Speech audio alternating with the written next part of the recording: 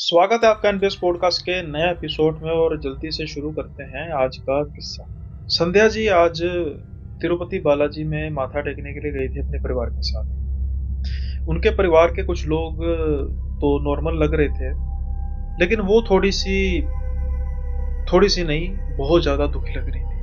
उनकी आंखों में आंसू थे। वो कुछ ज्यादा ही भावुक थी। उनके परिवार वाले उनको संभालने की कोशिश कर रहे थे।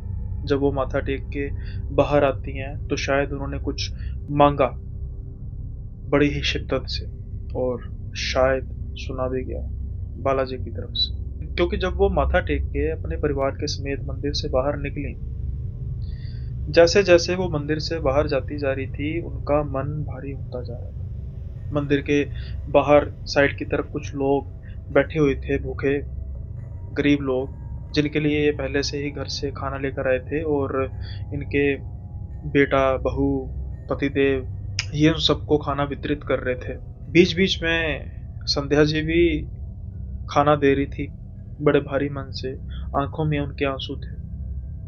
आखिर ऐसा भी क्या दुख था जो बहुत ज्यादा संध्या जी के मन को भारी किया था। अब अचानक से जैसे जैसे वो बढ़ते जा रहे थे एक शख्स की तरफ, वैसे वैसे ही संध्या जी का मन भारी होता जा रहा था। एकाएक जब वो उस शख्स की तरफ देखती हैं तो ऊंची सी चीख मारती हैं, मीनाक्षी! ये मीनाक्षी है! अब जब मीनाक्षी उनकी तरफ देखती है तो वो बस सर्द आंखों से उनकी तरफ देख रही होती है। ये खाना वहीं पर साइड में रखती हैं और उसको पकड़ कर झंझोड़ती है, मीनाक्षी देख, मैं तेरी माँ संध्या। ना ही सिर्फ मीनाक्षी, बल्कि मीनाक्षी के आसपास, या यूं कहें कि संध्या के पति, उनके बहू, उनका बेटा, तो विश्वास ही नहीं कर पा रहे थे कि जो उनके सामने शख्स है वो कोई और नहीं बल्कि मीनाक्षी है। लेकिन मीनाक्षी कौन? मीनाक्षी मीनाक्षी इनकी बेटी, जो आज से कुछ साल पहले एकाएक खो गई, और उसके बाद लाख ढूंढने के बावजूद वो मिले नहीं।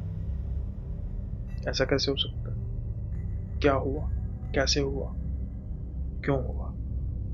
ये कई सवाल हैं जिनकी शुरुआत काफी पहले से होती है, जब मीनाक्षी सिर्फ और सिर्फ 3 महीने की थी। उसके बाद से यूं कहें कि मीनाक्षी के सर से कभी खौफ का साया गया ही नहीं, ना ही संध्या के सर से। क्योंकि एक डर जो लगा रहता था संध्या को, वो आखिर में सच में तब्दील हुआ। लेकिन जब परमात्मा की दृष्टि पड़ती है तो फिर सब अनहोनियां, सब जो दुखद हुआ होता है वो सुख हो जाता है। ऐसा ही संध्या के साथ भी हुआ, ऐसा ही मीनाक्षी के साथ भी हुआ। एक लंबा सफर तय करना पड़ा, काफी कठिन सफर, लेकिन वो खौफनाक था, भयानक था। और एक नजर थी डायन की, प्रेतनी की। किस पर? मीनाक्षी पर। तो शुरू करते हैं आज का किस्सा। संध्या अपने रिश्तेदार की शादी में गई हुई थी और मीनाक्षी सिर्फ तब 3 महीने की थी। अब सब लड़के की तरफ से शादी थी, लड़के वाले की शादी थी, ये यानी लड़के वालों की तरफ से थी, तो भाई धूमधाम तो ज्यादा होती है, नाच गाना सब कुछ, सब ठीक चल रहा था। अब रात के समय में ये सोती हैं, इनके बिल्कुल बगल में मीनाक्षी होती है। कुछ समय बाद जब इनकी गहरी नींद हो लग जाती है, क्योंकि थकावट हुई हुई थी, पहले तो सफर की थकावट, फिर उसके बाद नाच गाना सब चला, इसकी वजह से काफी ज्यादा थकावट होने की वजह से बहुत ज्यादा गहरी नींद आ गई। लेकिन कुछ समय बाद जब संध्या की जाग खुलती है तो वो देखती है कि उनके बगल में उनकी बेटी है ही नहीं। बड़ी अजीब बात थी, नीचे गिर ही नहीं सकती थी क्योंकि ये पलंग की दूसरी तरफ थी। इस तरफ इनकी बहन सोई हुई थी और बीच में बेटी। ऐसा बिल्कुल भी पॉसिबल नहीं था कि वो गिर जाए किसी भी तरीके से। ये जल्दी से इधर उधर देखती हैं। बहन इनकी गहरी नींद में सोई थी, उसको उठाती नहीं है और कमरे से बाहर जाकर इधर उधर ढूंढना शुरू करती है। अब अचानक से हल्की सी मीनाक्षी की रोने की आवाज आती है। जिस तरफ से रोने की आवाज आ रही थी ये उस तरफ जाती है।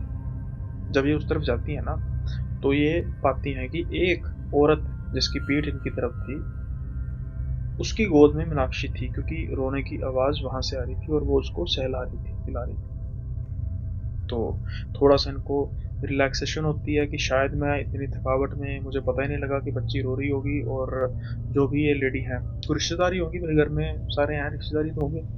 तो हो सकता है कि इसने पकड़ लिया और उसको सहला रही हो।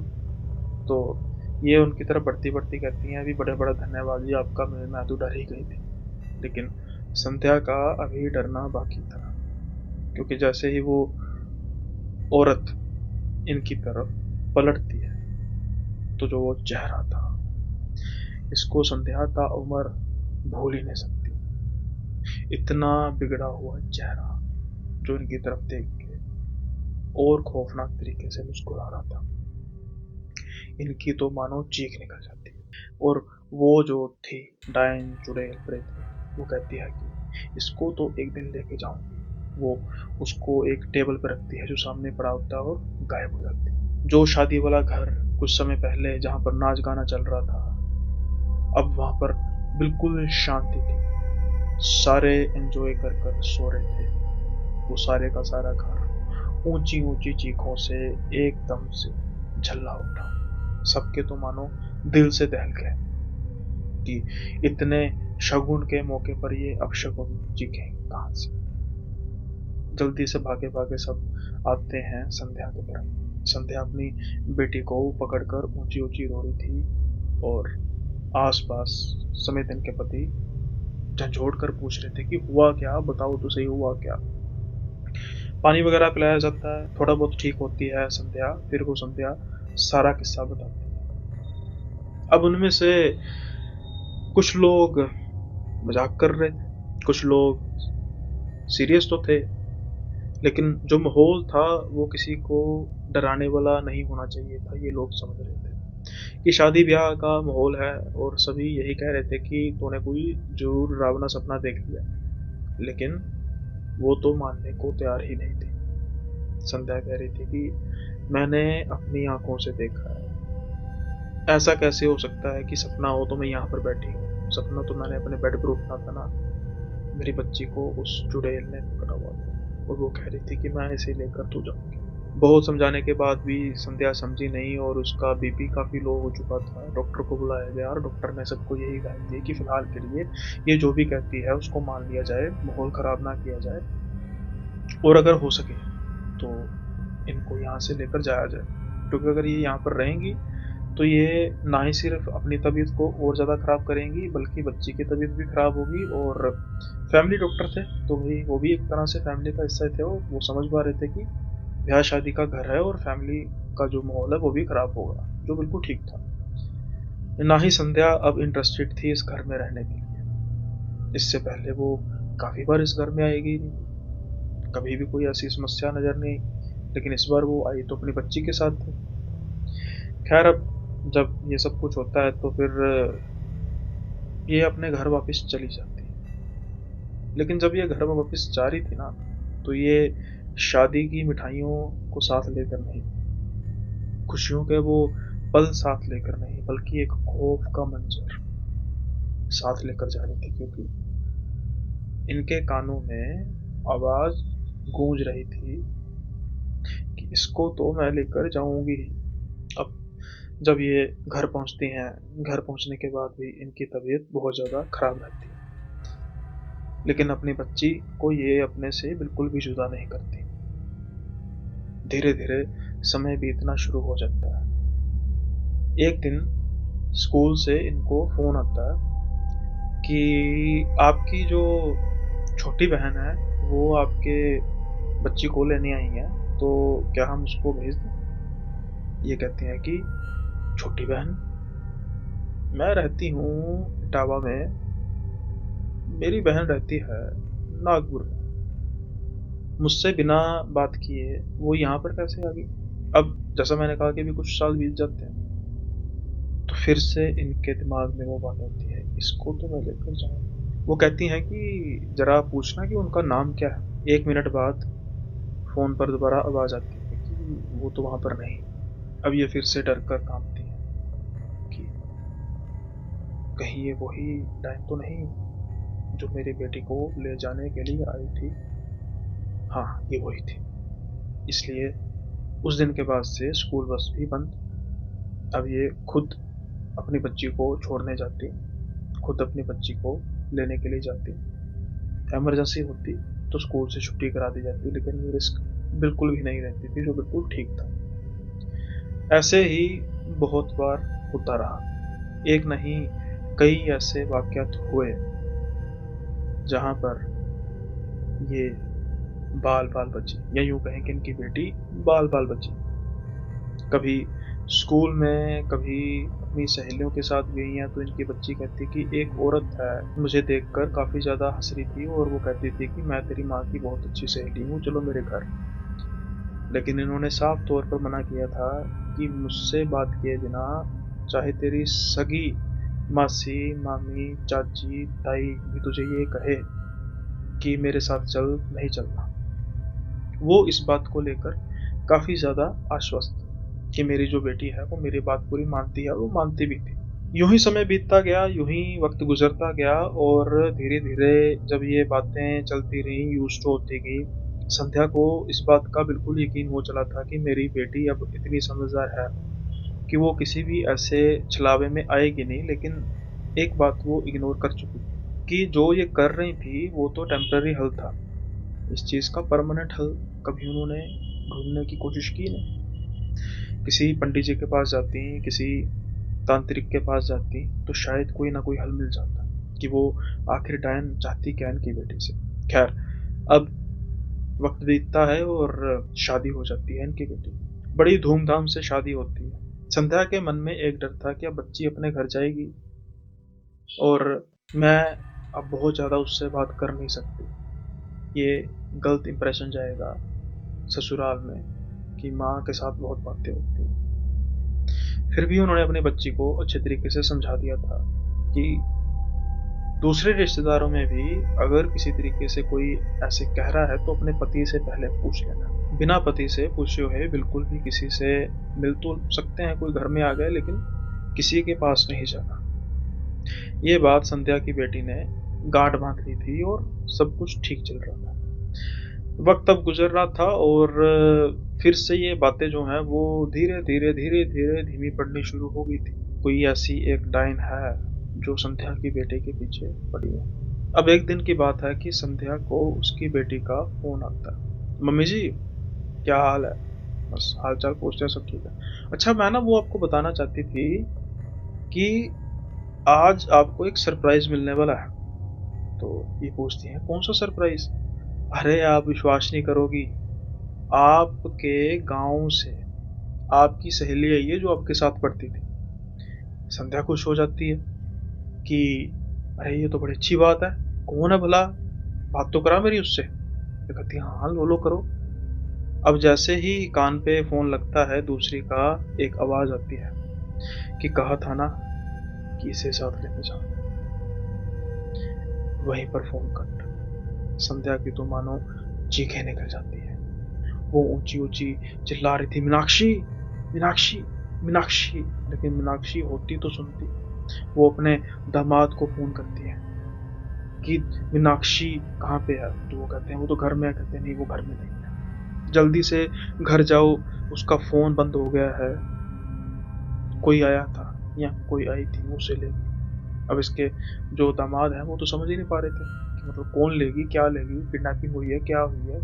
जल्दी से ये भी पहुंचते हैं वहां पे, उनके दामाद भी पहुंचते हैं वहां पर। एक फोन पड़ा हुआ था, बस मीनाक्षी का कोई अता पता नहीं था। कुछ ही समय में हो हल्ला मच जाता है कि मीनाक्षी गई कहाँ पे। उनके दिमाग काफी अच्छे थे, ना ही सिर्फ दामाद, बाकी परिवार भी। जब उनको सारी हकीकत बताई जाती है तो वो भी सन के सन रह जाते हैं। ऐसा नहीं था कि वो झूठ समझ रहे थे, बस उनको इस चीज़ का गुस्सा था कि हमें पहले बता तो दिया होता, क्योंकि वो काफ़ी धार्मिक फैमिली से बिलोंग करते थे, तो कुछ अनुष्ठान करा के हम इन चीज़ से छुटकारा तो पा लेते। लेकिन जो अब होना था वो हो चुका है, होने को कौन टाल सकता है। अब कुछ समय तक तो जब एफआईआर वगैरह दर्ज की जाती है, सीसीटीवी कैमरास वगैरह से भी देखा जाता है। इवन कि घर के बाहर जो सीसीटीवी कैमरास लगे थे वहां से भी मीनाक्षी के जाते हुए कोई भी वीडियो नजर ही नहीं आई, ना ही किसी के आने की। क्योंकि बस दिख रहा था कि मीनाक्षी दरवाजा खोल रही है, किसी को इशारा कर रही है, हंस रही है, दरवाजा बंद कर रही है, और बस उसके बाद कोई बाहर की तरफ गया नहीं, ना ही घर के पिछवाड़े से जो सीसीटीवी कैमरेस थे वहां पर भी कोई नजर नहीं आया। अब एक लड़की, औरत देखते देखते गायब हो गई। पुलिस वाले क्या कर लेते, परिवार वाले क्या कर लेते। जब इनके पंडित जी से बात की गई, जिसको ये काफी ज्यादा मानते थे, तो जब उन्होंने ध्यान लगाया तो वो कहते हैं कि वो इसे लेगी, लेकिन एक बात याद रखना कि वो ज्यादा देर तक उसको रख नहीं सकेगी, मिल जाएगी आपकी बेटी। इनको लगता था कि पंडित जी बस दिलासा दे रहे हैं और कुछ बात नहीं। पंडित जी ध्यान लगाकर बस मुस्कुरा रहे थे। ये काफी ज्यादा टेंस थे, रो रहे थे, परेशान हो रहे थे, लेकिन पंडित जी मंद मंद मुस्कुरा रहे थे। उनको शायद कुछ नजर आ रहा था, शायद इनकी किस्मत अच्छी थी कि जो खतरे को ये भांप नहीं पा रहे थे, परमात्मा को तो वो खतरे का पता था और उसका सोल्यूशन भी उन्होंने जल्दी दे दिया था। अब जैसे मैं कई पॉडकास्ट में बोलता हूँ कि भाई नेगेटिव एनर्जी अपना काम करेगी, चाहे जितनी मर्जी परमात्मा की शक्ति हो, उसका कारण यह है कि उसका भी अस्तित्व है। और अगर वो अपना काम ना करे तो उसका अस्तित्व होगा ही नहीं, फिर परमात्मा ने ये शक्ति बनाई क्यों है? ये शक्ति इसलिए बनाई है कि जब ये वो अपना काम करेगी और जिसका मन सच्चा होगा, परमात्मा उसका साथ देंगे। इसलिए परमात्मा भी कहीं ना कहीं चाहते हैं परीक्षाएं लेना, इस तरीके से नहीं कि मैं किसी को तंग करूं। उतार चढ़ाव आते हैं, कर्म होते हैं अगले पिछले जन्मों के, जिनका निपटारा करना होता है। क्या पता किसी की मौत हो, उसका छुटकारा एक छोटी सी चोट से हो जाए और हम सोचते हैं कि परमात्मा ने बहुत गलत कर दिया। ऐसा ही कुछ इस किस्से में भी हुआ। अब इस बात को तकरीबन तकरीबन 1 साल बीत चुका है। अब हम आते हैं उस सीन की तरफ कि भिखारियों की तरह मीनाक्षी वहां पर बैठी और उसकी माँ उसको पकड़कर गले लगाकर रो रही है। मीनाक्षी को कुछ याद तो आ रहा है, लेकिन धीमे धीमे धीमे धीमे उसको हॉस्पिटल लेकर जाया जाता है, उसको ट्रीटमेंट दी जाती है, सब कुछ किया जाता है जो किया जा सके। और उसके बाद धीरे धीरे धीरे धीरे मीनाक्षी अपने होशोबाज में आती है और अब वो खूब रोती है, अपनी माँ को देखकर, अपने परिवार को देखकर, अपने पति को देखकर, अपने सास ससुर को देखकर, ननद को देखकर, भाई को देखकर, सबको देखकर, भाभी को देखकर, अपने भाई को देखकर, अपने भाभी को देखकर, क्योंकि उसको सब कुछ याद आ चुका था। लेकिन सिर्फ यहाँ तक कि उसको एक आवाज सुनाई देती है जो उसके सामने औरत फोन पर कह रही थी कि कहा था ना साथ ले जाएंगे। उसके बाद उसको कुछ याद नहीं कि क्या हुआ। अब जब वो इस हालत में होती है कि वो कुछ बोल पाए, कुछ समझ पाए, तो फिर पंडित जी को दोबारा बुलाया जाता है, जहां पर एक डायन ये कह रही थी कि कहा था ना साथ ले जाऊंगी। अब बारी पंडित जी की थी। वो कहते हैं कि कहा था ना कि वापस आ जाओ भाई भी। अब कहते हैं पंडित जी की कभी ये वो जो डायन है इसको लेकर नहीं जा पाएगी। पंडित जी बताते हैं कि असल में ये वापस कैसे आई, किस्मत देखो। कुछ ही दिन पहले इस हादसे के ये जो बालाजी के मंदिर से होकर आए थे, और एक आदमी था जिसके माथे पर टीका था बहुत बड़ा, बिल्कुल वो एक सादा लिबास में था। और क्या होता है कि वो जब बिल्कुल पास आती है ना, जब बिल्कुल मीनाक्षी पास आती है तो उसके हाथ में एक मौली थी। वो मीनाक्षी को मौली बांध देता है और उसके बाद उसके जो पति हैं मीनाक्षी के, वो उसके आगे हाथ करते हैं कि मुझे भी मौली बांधेंगे, लेकिन वो उनकी तरफ मुस्कुराता है, फिर चल देता है। कुछ दिन बाद ये हादसा हो जाता है। जो वो मौली थी ना, उसकी वजह से ही मीनाक्षी बची। पंडित जी कहते हैं कि वो जो भी था आप जो मर्जी समझ लो, स्वयं बालाजी थे, कोई भी था, वो मौली की वजह से वो मीनाक्षी को ज़्यादा दूर ले नहीं जा सकी। जितनी उसकी ताकत थी उतना उसने लिया और बालाजी के पास आकर वो छूट गई, जैसे भी उसको लेकर गई थी। हाँ, असर दिमाग पर हुआ, वो कुछ सोचने समझने की शक्ति खो चुकी थी और बस इंतज़ार था कि कोई उसका अपना आए, उसको देखे और उसको याद आए।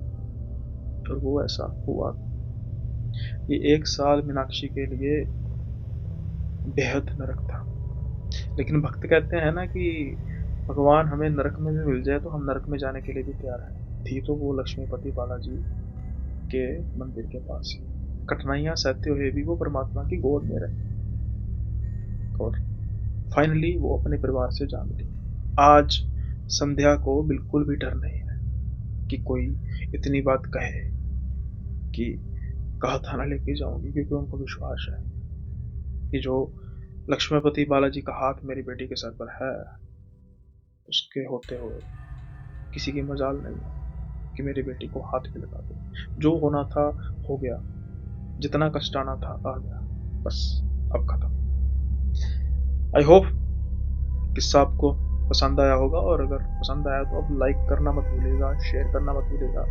नए हैं तो चैनल को सब्सक्राइब कीजिएगा और जय बालाजी जरूर बोलिएगा। अगर आपका मन कहे तो, ऐसा कुछ नहीं है कि भाई मैं कहूँगा अगर नहीं कहोगे तो ऐसा होगा ऐसा होगा। खैर, अब हम बढ़ते हैं अगले किस्से की ओर। अच्छा, अब जो अगला किस्सा है ना, ये किस्से में ना मुझे मासूमियत बड़ी अच्छी लगी। मासूमियत नहीं कह सकते हैं कि किसी चीज को स्वीकार करना। अब जैसे अक्सर जो कहानियां आती हैं उनमें दादा दादी जी की कहानियां होती हैं, दादी जी को छोड़ देते हैं, मतलब दादा नाना की कहानियां होती है, क्योंकि मामला ही कुछ ऐसा है कि हम फीमेल को थोड़ा सा साइड पे कर देते हैं। तो दादा नानी नाना जी की कहानियां होती हैं जिसमें वो कहते हैं कि हमारा ऐसे एनकाउंटर हुआ भूत के साथ, पिशाच के साथ, भूतनी के साथ, प्रेतनी के साथ। डरने के किस्से होते हैं, कुछ बहादुरी के किस्से होते हैं। लेकिन शायद वो ना अपने पोतों से या नातियों से, नातिन से कुछ ऐसे सीक्रेट शेयर करने से डरते हैं कि जिनमें उनकी कुछ ठरक इन्वॉल्व हो, है ना? कि कभी कोई ऐसा किस्सा, या बहुत कम ऐसे किस्से बताते हैं जहाँ पर वो ऐसी बात कहें कि भाई मैं सख्त लूंडा था लेकिन वहां भी बिगड़ गया। तो ये जो किस्सा है ऐसा ही है, और उनके दादाजी बताते हैं बड़ी शान से, कह सकते हैं कि भाई ऐसा भी हुआ था मेरे साथ, खौफनाक वाक्य। आप मेरी हंसी पर मत जाइएगा, वाक्य तो खौफनाक था। अब प्रेमचंद का किस्सा है, और प्रेमचंद अपने पोते को बताते हैं। क्या बताते हैं कि भाई जवानी में हम भी बड़ी बार भटके हैं। भटको, बेहद भटको, लेकिन किसी पिशाचनी की राह में मत भटक जाना जैसे मैं भटका था। तो फिर प्रेमचंद के पोते कहते हैं कि किस्सा बताइए ना। तो वो बताते हैं किस्सा। प्रेमचंद कहते हैं कि भाई बात तब की है, अब बूढ़ों की होगी तो फिर तब की बात होगी ना, तब इतने जब सुविधा के साधन नहीं होंगे, पढ़ाई लिखाई भी ज़्यादा नहीं होगी, और जो वर्क कल्चर है वो भी, जो वाइट कॉलर जॉब कम होगी, ब्लू कॉलर जॉब ज़्यादा होगी। तो ये भी किसी फैक्ट्री में काम ही करते थे। अब इनकी और इनके 5-6 दोस्तों की रूटीन होती थी कि भाई ये फैक्ट्री में जाते थे। इनके हिसाब से इनकी तनख्वाह ठीक थी, क्योंकि अभी इनकी शादी हुई नहीं थी, खर्चे उतने थे नहीं। तो इनकी एक इनका शौक होता था कि एक रास्ते में सिनेमा पड़ता था। वो जो सिनेमा था, ये फर्स्ट डे फर्स्ट शो वाला सीन इनका होता था। अब शाम के समय में फैक्ट्री से फ्री होना, तो मूवी तो देखेंगे रात को। और सबसे दिलचस्प बात ये होती थी कि जो इनकी टोली थी ना, 6-7 लोगों की, वहां से इनके रास्ते बिल्कुल अलग हो जाते थे। मतलब कि उस सिनेमा से एक रोड चलेगी किसी के घर की तरफ, एक रोड किसी के गांव की तरफ, घर की तरफ, किसी के घर की तरफ। मतलब सभी अकेले अकेले जाते थे, कोई साथ वाला नहीं होता था। और समय हो जाता था कुछ 12-12:30 बजे का, क्योंकि ना ही सिर्फ ये मूवी देखते थे, उसके बाद ये उस पर बातें भी करते थे, आज के समय में जिसको हम रिव्यू कहते हैं। फिर थोड़ा बहुत खाना वगैरह का भी चक्कर होता था। तो ये कुल मिला के इनको 12-12:30 तो बज ही जाते थे। अब कभी इनके साथ कोई ऐसा हादसा हुआ नहीं था। वो पंजाबी में कहते हैं कि भले वेले सी, मतलब भले वक्त थे। कोई चोर चकारी वाला कोई इतना सिस्टम था नहीं, और सब चंगा सी होता था। लेकिन कई बार जो होता है वो कुछ और ही मंजूर होता है किस्मत को। अब ये 6-7 जाने हैं, मूवी देखते हैं और चल पड़ते हैं अपने अपने घर की तरफ। जो रोजमर्रा की बाकी इनकी रूटीन थी, मतलब बातें बुतें करना, खाना वगैरह खाना, और उसके बाद चल पड़ते हैं। अब ये कुछ ही दूरी पर जाते हैं ना, तो इनको एक बड़ी सुंदर सी लड़की दिखाई देती है। बैचलर तो ये थे।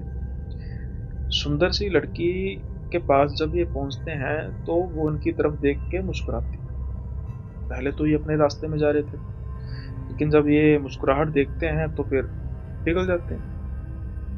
अब वो कुछ नहीं बोलती, ये बोलते हैं कि आपको कहीं जाना है? वो कहती हैं कि हाँ, जाना तो है। ये कहते हैं कि कहाँ? वो कहते हैं कि जहाँ आप जा रहे हो मुझे भी ले चलो। इनको बात अजीब लगती है, लेकिन थोड़ी सी ऐसी भी लगती है कि भाई ये तो ठीक है भाई, बैठ जाओ बीच में। अब वो लड़की जो है वो इनके पीछे बैठती है। वो बकौल इनके दादाजी के लड़की क्या थी, वो तो फूल थी। क्योंकि जब वो लड़की बैठती है इनके साइकिल के पीछे, तो इनको जरा सा भी महसूस नहीं होता कि कोई बैठा है पीछे। इतनी लाइट वेट थी, पतली, लेकिन कुछ तो वेट होता है ना। सुंदर बहुत थी, वो कहते हैं। अब ये रास्ते में सपने सजाते जा रहे हैं कि अच्छा जी, इस लड़की के साथ अगर मेरी शादी हो जाए, घर वाले मान जाएंगे। उम्र ऐसी होती है यार, लड़की बड़ी सुंदर है। वो लड़की भी इनसे बातें करती जा रही थी हल्की फुल्की, घर बारे के बारे में ये भी पूछ रहे थे। वो कह रही थी कि हाँ, बस मैं कई कई बार यहाँ पर रुकती हूँ, इंतजार करती हूँ। इनको बड़ा अजीब लगता है, इंतजार किसका इंतजार। अब ये सोचते हैं कि भाई इस समय तो मैंने इसको कभी जिंदगी में कभी देखा नहीं है, किसका इंतजार करती है। तो ये पूछते हैं कि मैं समझा नहीं, आप किसका इंतजार करते हो?" तो वो पीछे से बड़ी ही प्यारी आवाज में हंस के कहती है, अपने शिकार का। अब उसने इतनी प्यारी आवाज में कहा था कि शिकार तो शायद उनको सुना ही नहीं। ये भी अजीब से हंसते हैं कि आप बड़ी मजाकिया लगती है। लेकिन अब जो इनकी साइकिल है ना, उसका वजन थोड़ा सा बढ़ने लगा था। इनको लगा कि कहीं टायर तो हवा वो तो कम नहीं है। ये पीछे देखते हैं, था तो अंधेरा। इस तरफ से घूम कर देखते हैं तो इनको सही से नजर नहीं आता। अब ये इस तरफ घूमते हैं।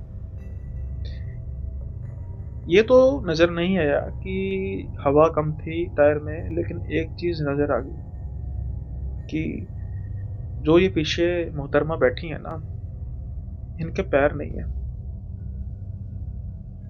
जब ये देखते हैं तो इनकी सिट्टी पिट्टी गुल हो जाती है कि ये क्या बिठा लिया मैंने पीछे। अब जब ये देखते हैं तो ये बड़ी मुश्किल से अपने आप को संभालते हैं। हैंडल इनका डोलने लगता है साइकिल का। वो पीछे से पूछती है क्या हुआ, तो ये कहते हैं कि मुझे लग रहा है कि हवा कम है, इसलिए साइकिल भारी हो रहा है। तो वो हंस के कहती है कि कहीं मेरे भार से तो नहीं हो रहा। तो ये बड़ी झूठी सी हंसी, कहते हैं नहीं नहीं नहीं, आपका तो कोई भार ही नहीं है। अब अचानक से पीछे से भार कम होता है। वो जो लड़की है बिल्कुल इनके सामने आकर खड़ी हो जाती है। वो कहती है कि मैं कोई आपकी मदद करूं क्या? अब जब ये डरते डरते नीचे की तरफ देखते हैं तो वो लड़की हवा में झूल रही, पैर थे ही नहीं। बस उसको ये हाँ कहते हैं, ना ना कहते हैं। सपने इनके सारे टूट जाते हैं शादी ब्याह के, और ये भगाते हैं साइकिल। जितनी तेज हो सकता है साइकिल को भगाते हैं, तब तक भगाते हैं जब तक ये घर के नहीं आते। और घर पे आके ये गिरते हैं बाहर दरवाजे पे। घर वालों को आवाज आती है, वो देखते हैं कि लड़का नीचे पड़ा हुआ, वो डर से कांपे जा रहा है। उसको उठा कर लेते हैं, जाते हैं, और जो भी है बुखार वगैरह होता है, उपचार वगैरह किया जाता है। फिर ये सारा किस्सा बताते हैं। तब तो ये अपनी शरीफी का मुजाहरा करते हैं। एक बड़ी वृद्ध सी औरत थी, वो माया माँ जी टाइप थी, तो मैंने बिठा लिया, मेरे साथ ऐसा हुआ। आज वो रिवील कर रहे थे कि वो बड़ी सुंदर सी लड़की थी, यहाँ पे प्रेत थी। अब एक दो दिन जब ये फैक्ट्री नहीं जाते तो इनके दोस्त पता लेने आते हैं और पूछते हैं कि भाई क्या बात हुई। तो फिर ये सारा किस्सा उनको बताते हैं कि ये मेरे साथ हुआ था। अब जब ये किस्सा बताते हैं ना, तो सारे के सारे दोस्त एक दूसरे की तरफ देख रहे थे हैरानी से। तो ये पूछते हैं कि भाई क्या हो गया। फिर इनके दोस्त बताते हैं कि भाई जब हम उस दिन गए थे ना, तो हमें भी दिखी थी एक लड़की बड़ी सुंदर, सबको, अपने अपने रास्ते पे सबको। लेकिन हम में से किसी ने भी उसको लिफ्ट नहीं दी, हम अपने रास्ते चले गए। उसने भी किसी को कुछ नहीं कहा, बस वो खड़ी हमें देख के मुस्कुरा रही थी। तुम्हें किसने कहा था कि उसको लिफ्ट दो? अब यारों दोस्तों में तो उन्होंने बता ही दिया था ना कि सुंदर सी लड़की थी। ये शर्मिंदा थे लेकिन बच गए थे, तो इसलिए सबने शुक्र मनाया कि भाई तू बच तो गया। लेकिन गालियां तो मिली, क्योंकि उसके बाद से इनका मूवी देखना बंद हो गया, ये समय पर ही घर आते थे। सो ये था किस्सा दादाजी का। तो हर एक की लाइफ में ऐसी शैतानियां होती हैं, बताते नहीं हैं, अलग बात है। आई होप आपको ये किस्सा पसंद आया होगा, और अगर आपको पसंद आया है तो लाइक करना मत भूलिएगा, चैनल को सब्सक्राइब कर दीजिए जल्दी से। और अब हम बढ़ते हैं एक डॉक्टर की कहानी की तरफ। और ये जो कहानी है बड़ी अजीब सी कहानी है, क्योंकि डॉक्टर ने मदद तो की, लेकिन मदद किसकी की, आज तक डॉक्टर हैरान परेशान है। रोहित शर्मा जी ये कहते हैं कि मुझे कोई ये तो बता दे कि जिसकी मैंने मदद की वो भाई है कौन या था कौन।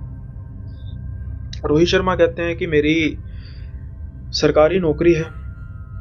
अब एक जगह मेरी नौकरी लगी थी टेम्परेरी बेसिस पर, डेपुटेशन जिसे हम कहते हैं, कुछ समय के लिए। तो मैं वहाँ पर गया। हॉस्पिटल सरकारी हॉस्पिटल था, बड़ा साफ सुथरा हॉस्पिटल था, इतनी उम्मीद नहीं थी कि उस कस्बे का हॉस्पिटल साफ होगा। तो जहाँ पर मैं रह रहा था, डेपुटेशन पर था 2-3 महीने के लिए, तो परिवार को लेकर आने का तो कोई सवाल ही पैदा नहीं होता था भी कस्बा। तो फिर इसलिए बच्चों की पढ़ाई वगैरह थोड़ा मैं चेंज करनी थी, तो मैं अकेला रह रहा था उस जगह पे। सब कुछ ठीक चल रहा था, घर में भी कोई ऐसी दिक्कत नहीं थी, वैसे भी सब कुछ नॉर्मल था, डॉक्टर में सब कुछ मतलब हॉस्पिटल में ठीक था। लेकिन एक रात बड़ी तूफानी बारिश हो रही थी, यूं कहें कि जैसे लग रहा था कि बस आसमान फट ही जाएगा, कितनी बारिश, मानसून के दिन थे।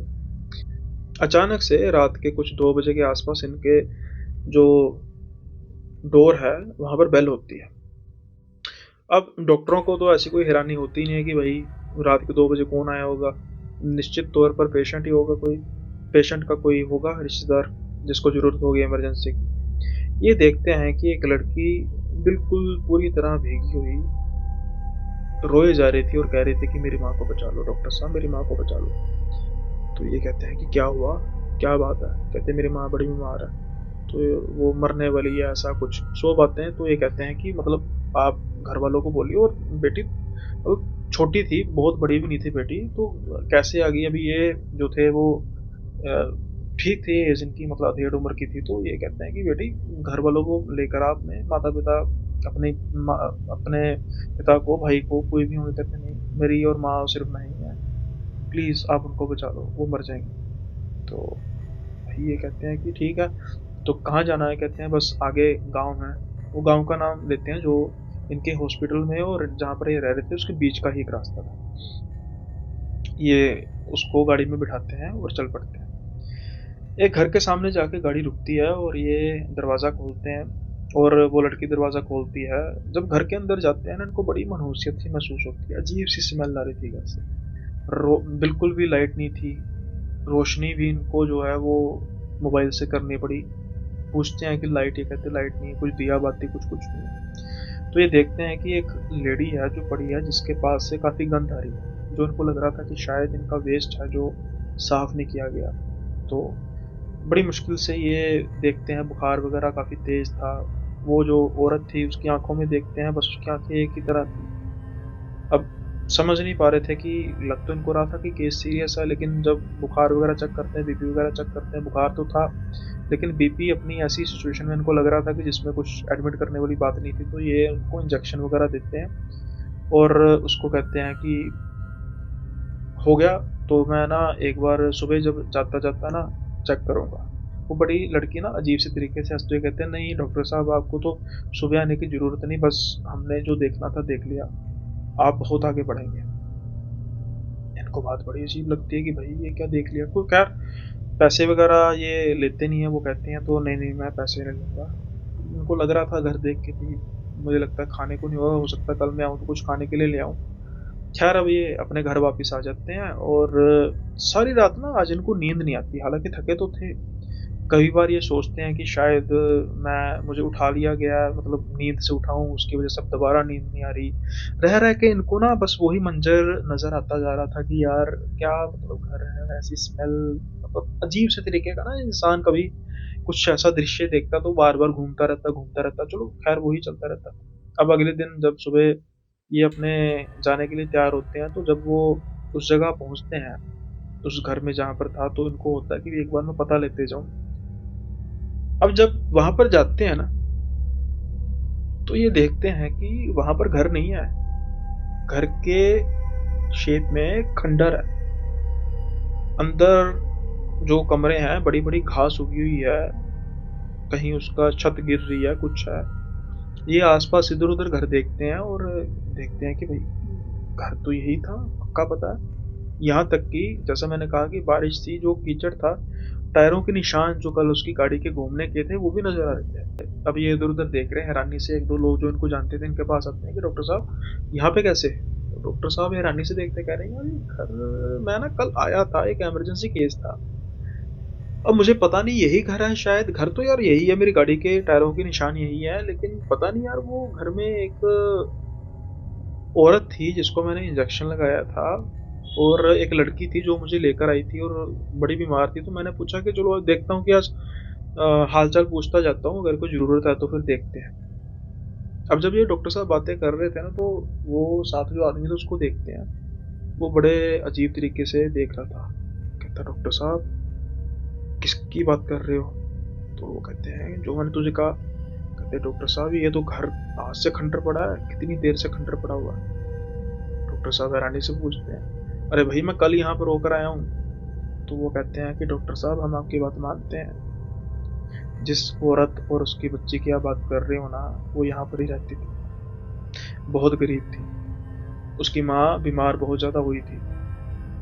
उसकी जो बच्ची है वो हॉस्पिटल में दर दर भटकती रही इलाज के लिए, लेकिन किसी डॉक्टर ने भी बिना पैसों के इलाज नहीं किया। और एक दिन इन दोनों ने फांसी लेकर आत्महत्या कर ली। उस लड़की ने पहले माँ को लटकाया, फिर खुद लटकी इसी घर में। उसके बाद से ये घर खंडर है, क्योंकि यहाँ पर कई बार रात को कुर्राने की आवाजें आती है। ना ही ये सिर्फ खंडर है घर, बल्कि ये भूता भी है।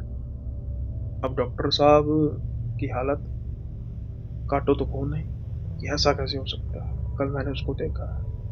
अब डॉक्टर साहब अंदर की तरफ जाते हैं। वहां पर इंजेक्शन के जो सिरिंज और जो वो इंजेक्शन था, टूटा हुआ कांच वैसे ही पड़ा था।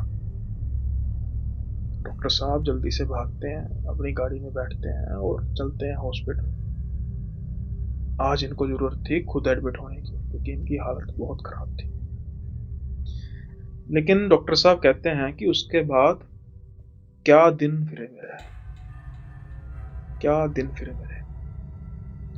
जैसा कि उस लड़के ने कहा था वैसा ही हुआ। उन आत्माओं की शायद मुझे दुआ लग गई। बकौल गांव वालों के उस दिन के बाद कभी किसी को भी किसी के कुर्राने की, किसी के चीखों की आवाज नहीं आई वहां से। और मैं दिन दुगनी रात चौगनी करता गया, बड़ा डॉक्टर बन गया, एक छोटे से हॉस्पिटल से बड़ा डॉक्टर। शायद मेरे बहाने वो आत्माएं तृप्त हो गई, उनकी मुक्ति होगी।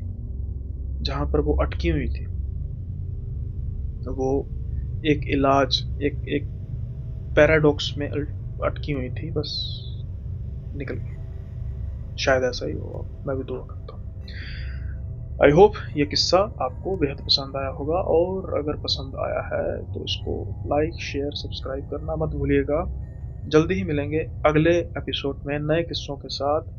तब तक के लिए बाय बाय, अपना ख्याल रखिएगा।